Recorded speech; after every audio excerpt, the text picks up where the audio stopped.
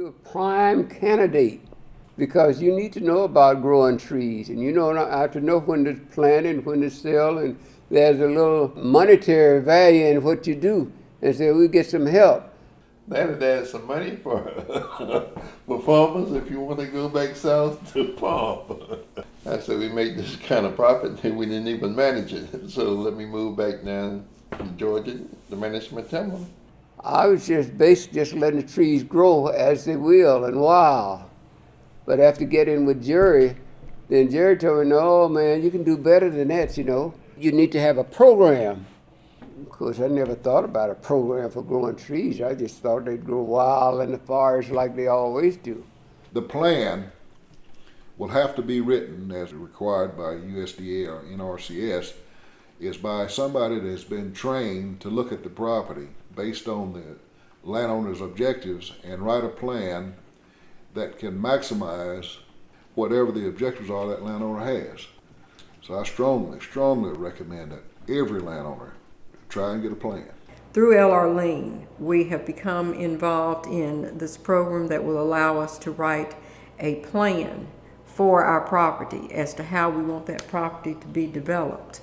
We have it in our heads mentally, sort of what we want to do, but we had never actually put it on paper. So the first thing that we're doing right now in implementing our management strategy is that we're trying to put in fire breaks. And we're trying to put in fire breaks along the boundaries so we can have access to getting in and out. And then from that, we'll start our management.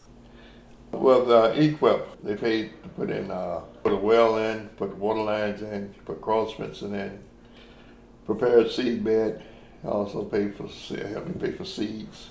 And get it started in silver pasture. Fire lanes is one practice.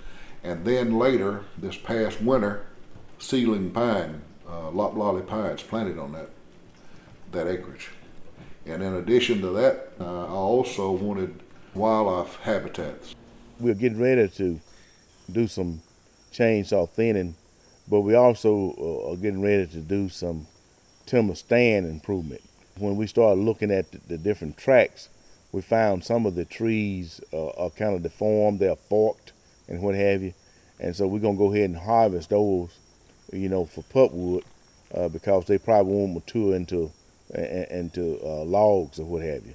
So we're gonna go in it and we're gonna do some timber stand improvement along with our chainsaw thinning to try to improve the timber stand. They're telling me where to plant, how to plant, when to plant, rather than just any kind of trees, you know. They tell me get the long pines, you know, tell them, they put them in the wheel and how many you should plant, whether you just, you know, whether you plant a few or a lot. Just got a knowledge about trees, and I don't have knowledge about trees. I didn't have it, but in any way, I'm learning because the more I associate with people that do good, then that make me do good, and growing trees is a good thing. A lot of the people that own the property don't live on the property. And so it just, you know, they look at the dollars and, you know, if it was gone, I'd have the dollars, and the dollars are gone and they don't have anything. Oftentimes they won't sell it, but they won't do anything to improve it. After so long a time, it almost becomes a burden because it's just taxes. You know, they're paying taxes on it and they don't see any profit from it, and it's not being managed as well as it should. And it's a very, very, very difficult problem. And I see this all over the South. Much of the land is family property that's in heirs. So you have many people who are owners or who have ownership in that property. And many of those people do not live on the property or anywhere near the property, or many of them seemingly have never even seen the property. I think that one of the things that's desperately needed is for families to see the importance of having a person to manage the property. If you've never seen it, oftentimes you don't have a real concept of what it is or the value of it. Try to instill in them a reason to hold on to the land, reason to acquire land. I had a grandfather when I was a kid coming up. That's one reason I own land today, is he said land is something that they don't make no more of. I grew up on it and had to work on it, and so we could survive, to eat.